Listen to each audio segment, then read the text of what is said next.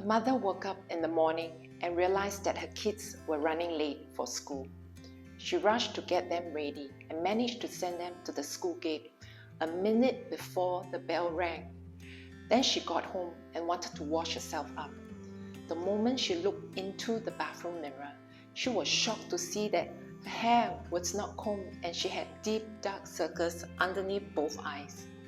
After washing up, she was about to start her day of house chores, and then she realized that the house was in such a huge mess. In the midst of cleaning and tidying, she had to prepare lunch for her kids. Then her kids came home and she had to help them with their schoolwork. Then it was time to prepare dinner. After dinner, she had to settle her kids and catch up with some work from her part-time job. When she was done with all that, she thought she could finally sneak into bed and have a one-to-one conversation with her husband before bedtime. And then she found him already sound asleep in bed. Many of us moms can identify with this mother. We have so many things on our plate, and it is easy for us to get dissatisfied with what we are doing, with what we have, and with our life.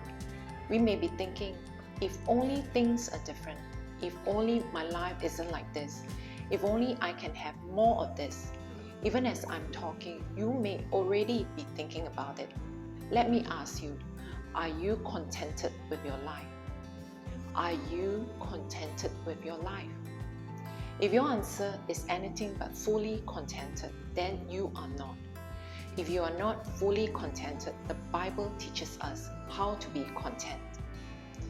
In Philippians chapter 4, verse 11 to 13, Paul wrote, "Not that I speak from me, for I have learned to be content in whatever circumstances I am.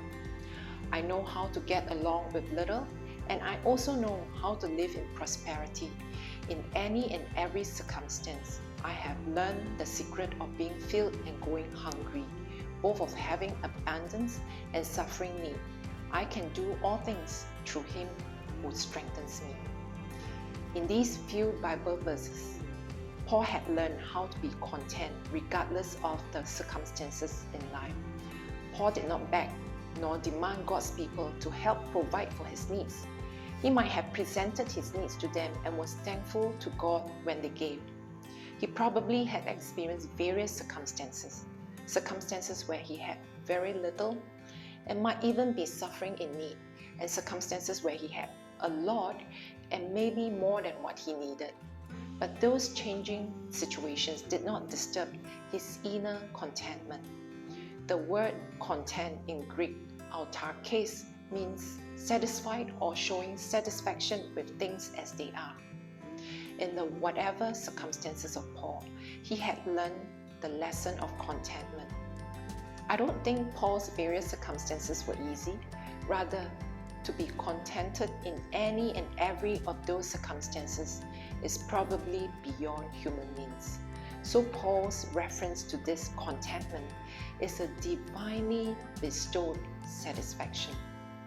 Just as he wrote, "I can do all things," meaning he could handle poverty and also abundance, "through Him who strengthens me." Paul was not boasting about his own abilities here. He was declaring that this ability came from the strength provided by Christ. As a mom, I do have days like that of the mother described at the beginning. As I dragged myself through the day, I got more frustrated, upset, and dissatisfied with myself, with life, and with many things. However, when I chose to pause for a moment to pray and commit my dissatisfaction to God and ask Him for strength, I would feel relieved. Then I was able to set aside my dissatisfaction and continue to do what I needed to do. This was not because of my own ability. I believe this came from the strength provided by Christ, His divinely bestowed satisfaction. Dear mothers, whatever your circumstances, draw on the strength provided by Christ to be content.